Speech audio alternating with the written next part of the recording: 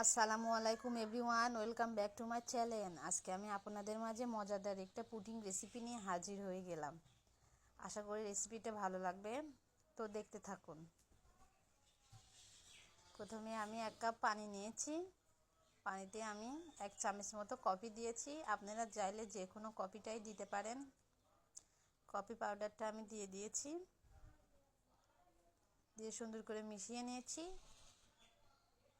আমি চিনি দিলাম 2 চামচ মতো চিনি, আর 1 চামচ মতো আগার আগার পাউডার দিয়ে মিশিয়ে নিব। আমি কিন্তু এখন চুলা অন করি নাই, চুলা বন্ধ অবস্থায় আমি এগুলা মিশিয়ে নিব ভালো করে।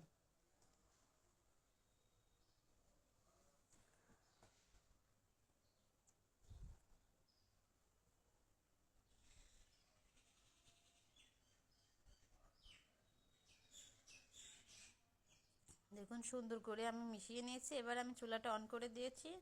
এতে ফুটে উঠেছে, কালারটা কত সুন্দর হয়েছে।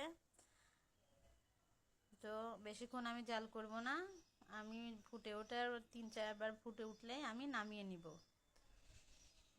তো ফুটে উঠছে, এবার আমি নামিয়ে নিব। আমি এটাতে জেলিটা সেট করে নিব। তো আমি ঢেলে দিলাম।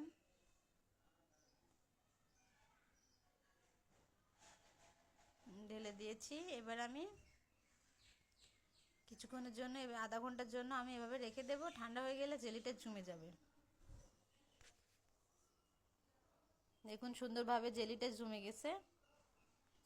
আমি এবার কেটে নেব জেলিটা, পিস পিস করে আমি কেটে নেব, কিউব কিউব করে আমি কেটে নিব। আর এই কফির এই পুডিংটা যে এত মজাদার, আপনারা না তৈরি করে খাইলে বুঝতে পারবেন না। আর এই গরমে কলিজা ঠান্ডা করা একটা পুডিং রেসিপি আপনাদের মাঝে শেয়ার করছি, আশা করি ভালো লাগবে। তো দেখুন আমি পিস পিস করে কেটে নিচ্ছি।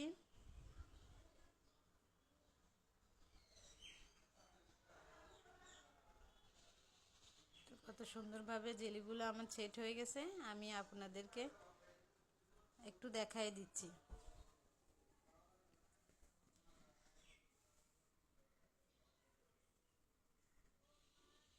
দেখুন কত সুন্দর সফট।